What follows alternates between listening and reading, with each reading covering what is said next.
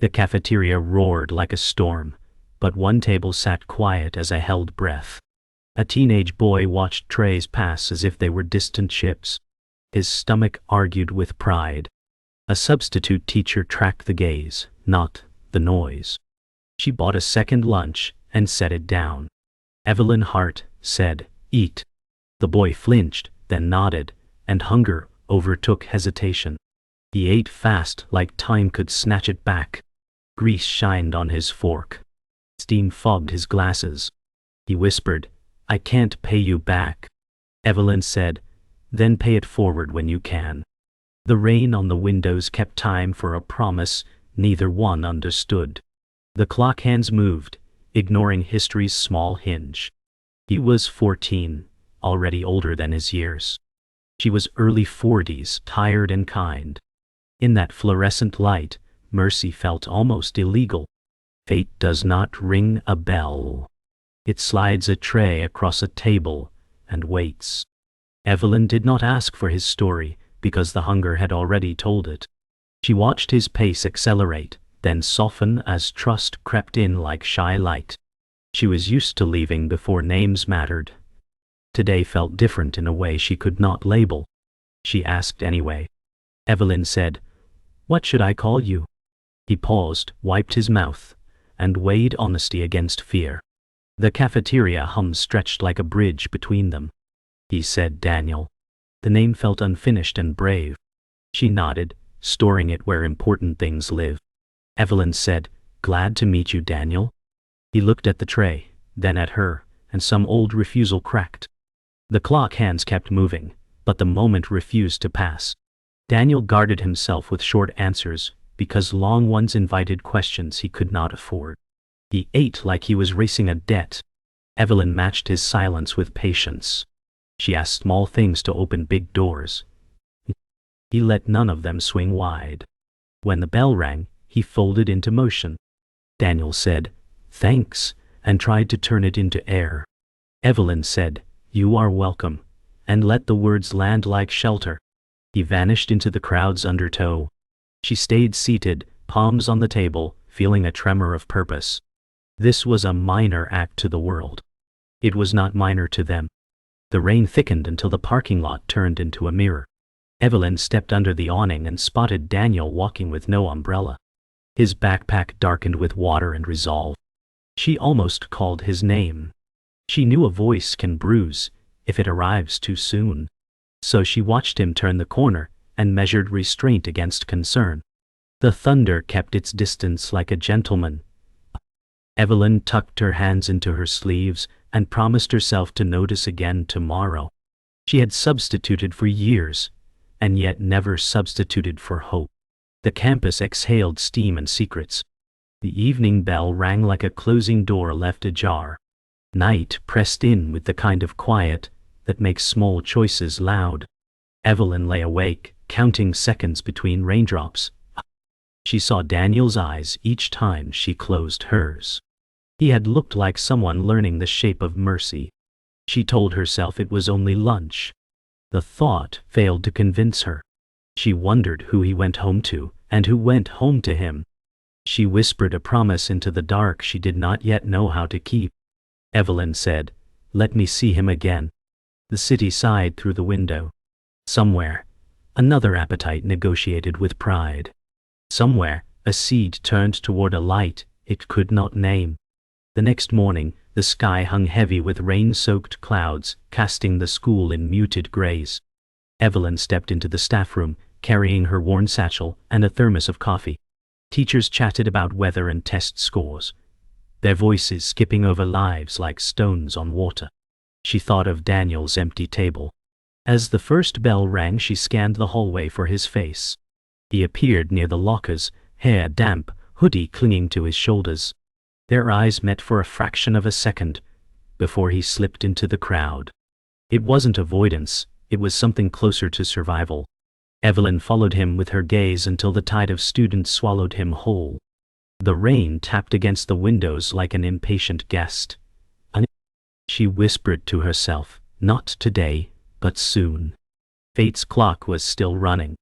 Third period, found Evelyn covering a history class. She scanned the attendance list and saw his name, Daniel Ruiz, in neat printed letters. When she called it, his quiet here was almost lost under the shuffle of papers. He sat near the back, eyes on his desk, a pencil rolling under his fingertips. She moved through the lesson, but her awareness orbited him. He didn't raise his hand, didn't meet her gaze, but he listened. She caught it in the stillness of his posture, the way his pencil froze when she explained something. Evelyn thought, this is a boy who absorbs everything, even the silences. She wanted to ask him what he dreamed of becoming, but dreams are fragile in public spaces. Instead, she taught about revolutions while thinking about the quiet one unfolding at the back of the room. At lunch, Evelyn lingered by the cafeteria door. Daniel entered, trayless again, scanning for somewhere safe to sit. She stepped forward, ready to repeat yesterday's gesture, but a group of boys intercepted him. They joked too loudly, the kind of laughter that hides teeth. He slipped past them, settling at an empty table near the vending machines. Evelyn's chest tightened. She bought another lunch, this time walking slower, making it look casual. She set the tray down without ceremony.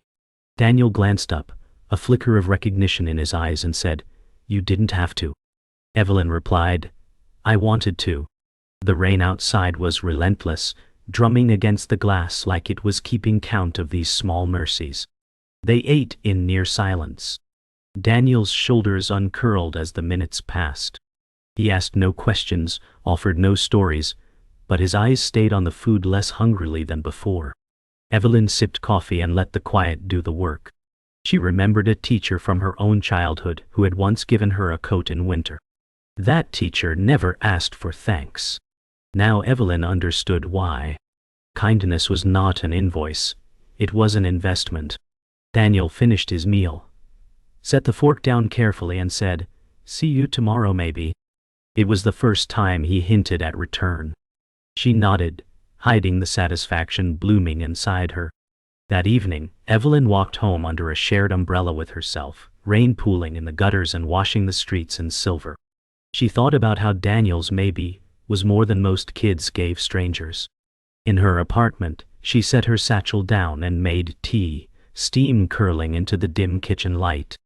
She opened her lesson planner, but found her pen hovering over an empty page. Instead, she wrote his name. Daniel Ruiz. The letters looked sturdy, like they belonged to someone who might one day change something. She underlined it twice, then closed the book as if sealing a quiet pact.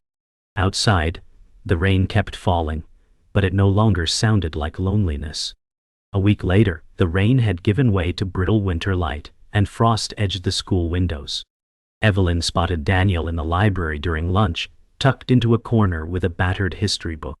She walked in quietly, the scent of old paper and radiator heat wrapping the room.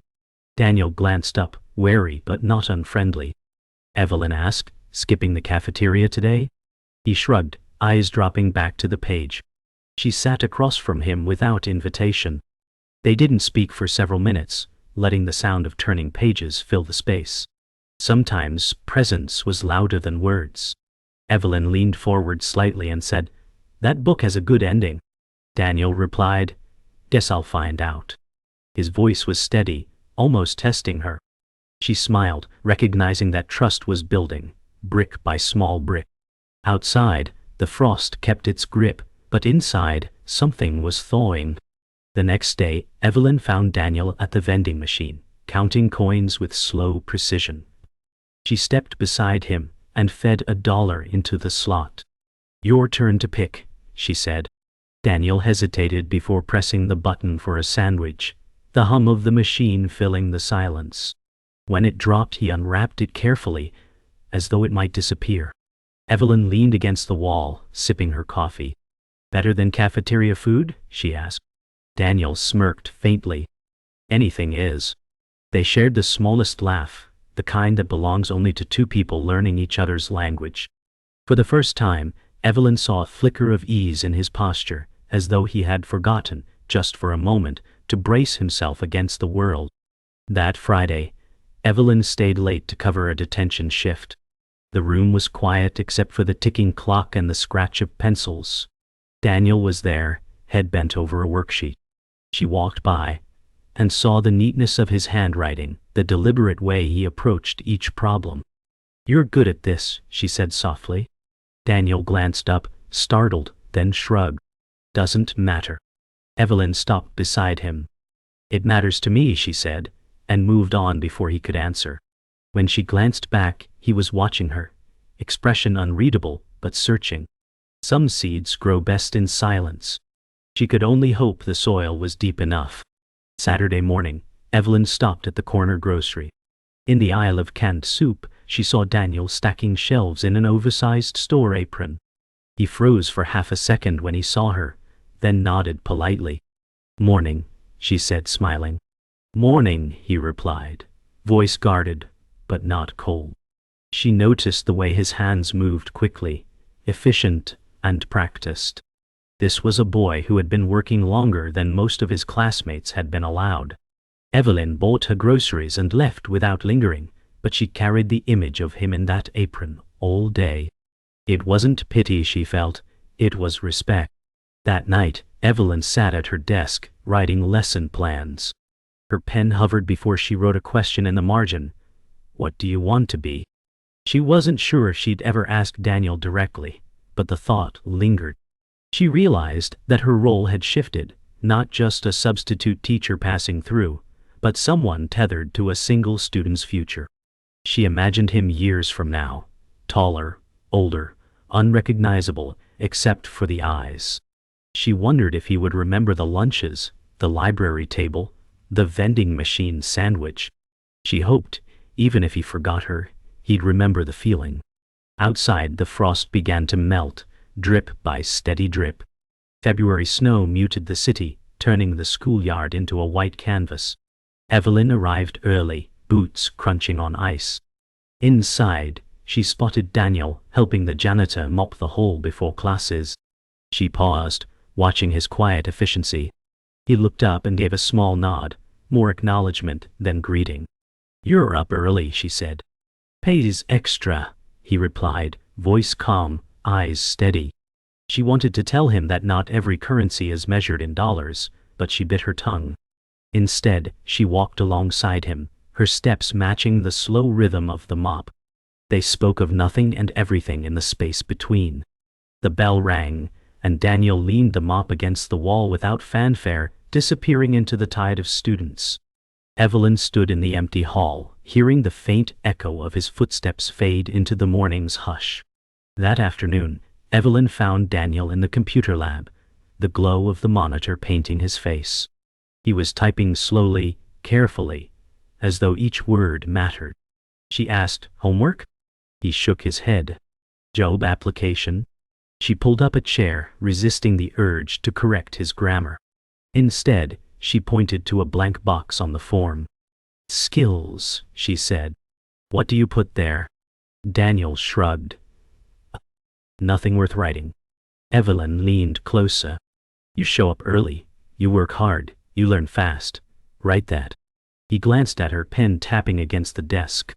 Then he began to type, each letter a quiet rebellion against his own doubt.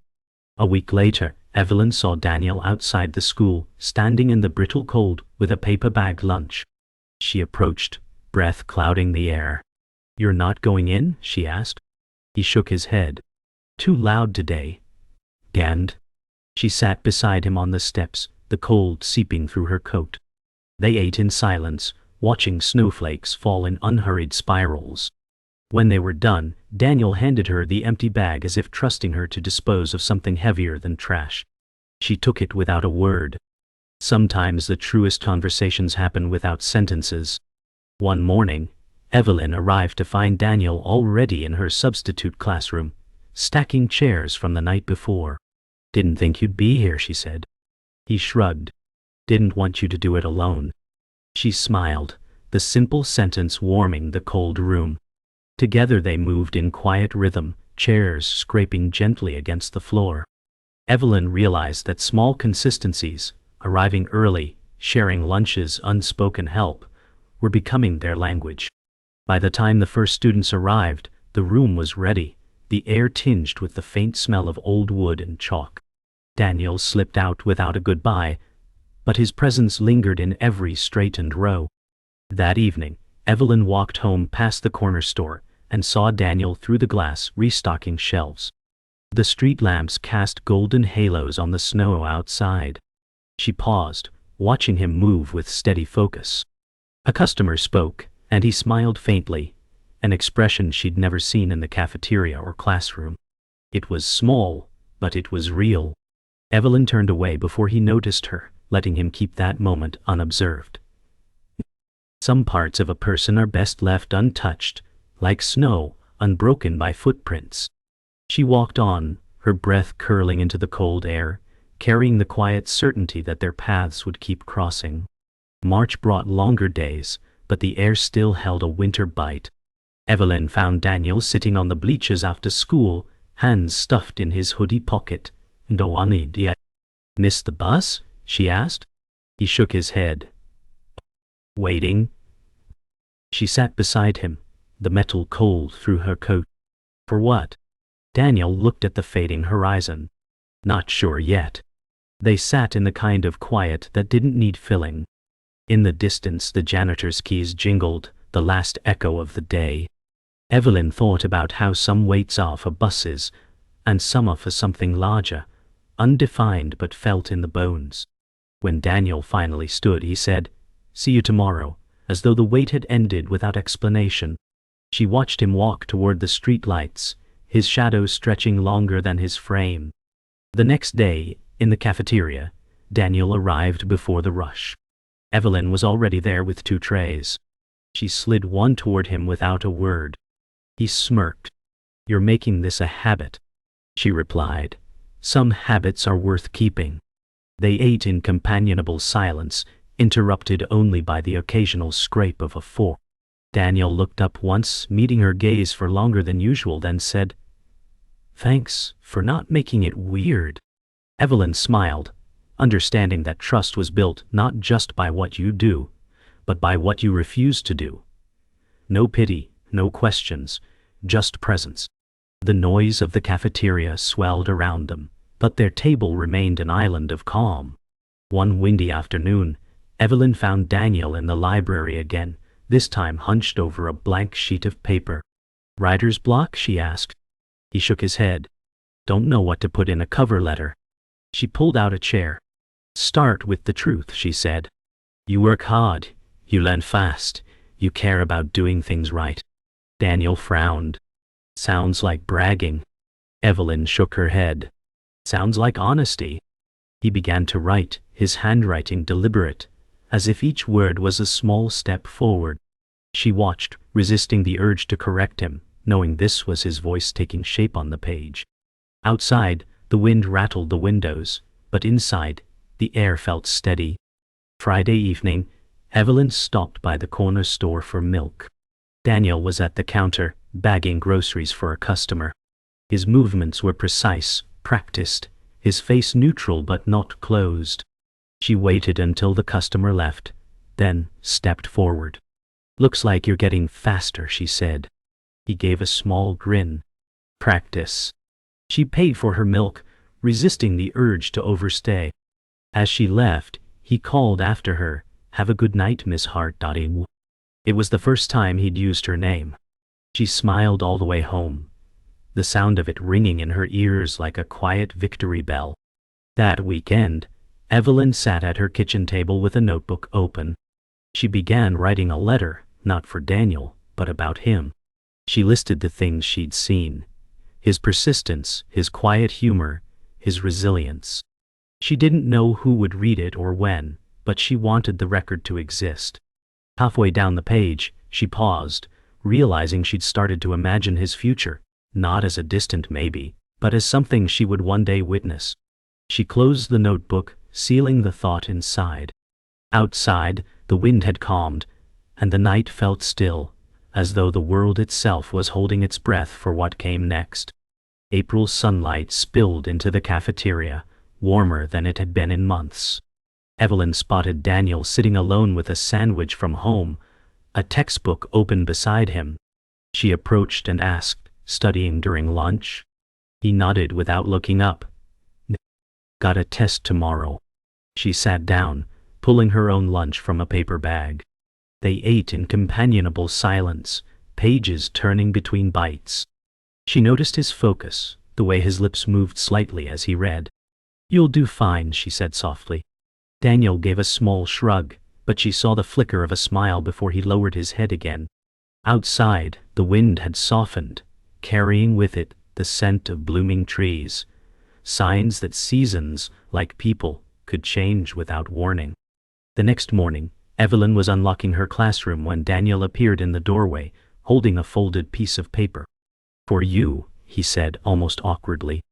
She opened it to find a neatly written thank you note, in his careful handwriting. I'm not good at saying things, it read, but I notice. She looked up, meeting his eyes. This means more than you think. He shifted on his feet, glancing toward the hallway. Better get to class, he said. She folded the note and tucked it into her bag like a secret worth keeping. For the rest of the day, the weight of it felt less like paper, and more like proof. Later that week, Evelyn covered a science class and found Daniel there, working in a small lab group. She watched from the back as he carefully measured liquids into a beaker, his focus steady. When a classmate joked, he gave a rare laugh, quick and unguarded. It struck her how different he looked when the weight on his shoulders eased. At the end of class, she caught his eye and mouthed, "Good work." He gave a small nod, but the corner of his mouth lifted as he packed his bag. She realized she wasn't just seeing him survive anymore, she was seeing him grow. One rainy Friday, Evelyn offered Daniel a ride home. At first he hesitated, glancing toward the bus stop, then nodded. In the car, the wipers kept rhythm as they drove past neighborhoods of worn houses and small shops. Daniel stared out the window, speaking only once. This is where I work, he said, pointing at the corner store. She glanced at him. And where you study? He gave a short laugh. Anywhere with light. She pulled up to his street, and he said, thanks, before slipping out into the rain. She watched him walk up the cracked sidewalk, a lone figure framed by the glow of a porch light. That night, Evelyn sat at her desk with the thank you note beside her. She traced the letters with her fingertip, thinking of the boy who had written them. She didn't know how long she would remain at this school. Substitute positions were temporary by nature, but she knew this connection would outlast her contract. She imagined years from now, hearing his name in some unexpected place, tied to something good. She hoped he would remember her not for the lunches or the rides, but for the simple truth that someone had believed in him. Outside, the rain softened to a mist, and the streetlights blurred into halos through the window. The echo of Evelyn's footsteps stretched across the marble floor of the government building, each one a muted strike in the vastness of the hall. The air smelled faintly of polished stone and old paper, and sunlight streamed in through towering arched windows, cutting the space into golden columns and deep shadows. She had been here only once before, years ago, as part of a school trip. Now she was here at the invitation of the Office of the Welfare Secretary, though she had no idea why. Her name tag felt too formal, pinned to the lapel of her modest navy blazer. She clutched her purse a little tighter as her eyes scanned the crowd of dignitaries, journalists and staffers weaving between tall pillars. A man in a tailored navy suit approached from across the room, his stride steady and purposeful. His face was unfamiliar at first glance. Strong jawline, neatly trimmed beard, eyes bright with intent. But there was something in the way he carried himself, something that stirred the memory before her mind had caught up. "Miss Hart," he said, voice deep but warm. She froze, her breath catching in her throat. Those eyes, brown with flecks of amber, belonged to a 14-year-old boy she once found in a cafeteria corner, hungry but unwilling to ask. Her voice came out smaller than she expected. "Daniel?" He smiled, the lines at the corners of his eyes deepening, but the sincerity behind it unchanged. "It's been a while." She laughed, a breathless sound. "More than a while." They stood for a moment, the din of the hall fading as decades folded in on themselves. In her mind, rain still tapped against cafeteria windows, and a cardboard milk carton sat on a plastic tray between them. Daniel gestured toward a group of officials waiting near a raised platform. "I wanted to invite you personally. Today. Well, you'll see." Evelyn felt the stirrings of a truth she hadn't dared imagine, that the boy she once told to pay it forward had been doing exactly that ever since. The ceremony concluded with polite applause, speeches about service and commitment, and the shuffle of chairs on polished floors. But it wasn't until they stepped into the courtyard that the conversation they both needed began. The spring air was crisp, carrying the scent of blooming magnolias from the edges of the stone garden. A fountain bubbled softly nearby, its sound cutting through the distant hum of city traffic. Daniel led her to a weathered stone bench under the shade of a budding elm tree. They sat, their knees almost touching, the silence between them comfortable but charged. He broke it first. "You probably don't remember, but you bought me lunch once." Evelyn let out a soft laugh, shaking her head. "I remember every detail. The rain, the tray, the look you gave me like you weren't sure if it was safe to accept." Daniel's expression softened, his gaze fixed on the fountain. "It wasn't just the food. That day, it was the first time I felt seen. Like I mattered enough for someone to stop." Evelyn blinked rapidly, the edges of her vision shimmering. "You've done well for yourself," she said, her voice steady despite the emotion rising in her chest.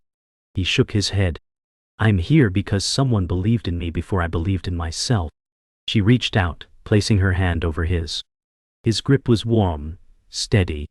The fountain continued its quiet song, the city beyond oblivious to the decades collapsing into this shared truth. Evelyn thought about how rare it was to hear the echoes of your own kindness come back to you. Daniel reached into his leather briefcase and pulled out a crisp white envelope, sealed with the embossed crest of the welfare department. "This is for you," he said, handing it to her with the same quiet certainty she remembered from the boy who once handed her an empty milk carton in the cafeteria. Evelyn broke the seal carefully, the paper cool beneath her fingers. Inside was a letter on heavy cardstock, the ink rich and deliberate. It was a formal certificate granting her honorary recognition for service to the community, signed by Daniel himself as welfare secretary. She stared at it, the words swimming slightly as her eyes blurred. "I can't accept this," she whispered. "You already have," Daniel replied, his smile small but unshakable.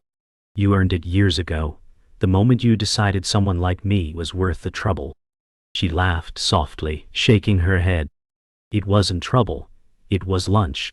He leaned back slightly, eyes narrowing in a way that told her he saw right through her modesty. "It was never just lunch." She folded the letter carefully, tucking it into her bag, as though it were made of glass. She thought of the first note he'd ever given her, the one that read, "I notice," and realized this was its echo, louder and more enduring. They lingered until the shadows stretched long across the courtyard. At last, Daniel stood and offered his arm, a gesture formal yet sincere. Evelyn hesitated only a moment before taking it. As they walked back toward the steps of the building, she felt the quiet reversal of their history, the boy who once needed guidance now guiding her. "If you ever need anything, you call me," Daniel said, his tone carrying no trace of hesitation. Evelyn smiled, her grip on his arm tightening briefly. "I think you've already given me more than I could ask for." They reached the top of the steps and paused, the city skyline sprawling before them, bathed in the amber light of early evening. Traffic whispered below, and the scent of spring blossoms mixed with the faint tang of asphalt warming under the sun. For a moment, neither spoke. Evelyn thought of the rainy Tuesday in the cafeteria, the sound of a tray sliding across a table, and how neither of them could have guessed that such a small act would lead here. She turned to him. "I'm proud of you, Daniel." He met her gaze, his eyes bright. "I hope so." As Evelyn walked away down the broad avenue, the letter resting safely in her bag, she felt the mingling weight of years and the buoyancy of this moment. Daniel's voice called after her, clear over the hum of the city. "I'll see you again." She turned briefly, nodding before continuing on. The sun dipped lower, light catching the edges of her hair like fire. Her steps were unhurried, each one carrying her away from the grand building, but closer to the quiet certainty that this story had not ended. It had only folded into a new chapter. In her mind she heard his voice as a teenager, saying maybe, in that guarded way of his. But now she knew without doubt, it meant yes. She passed shop windows reflecting the fading sky, the air cooling against her cheeks. Somewhere behind her, Daniel returned to his office, carrying not just the title of welfare secretary, but the memory of a woman who once noticed him when it would have been easier to look away. And Evelyn carried with her the knowledge that sometimes the smallest kindness doesn't just grow, it becomes the spine of someone else's story.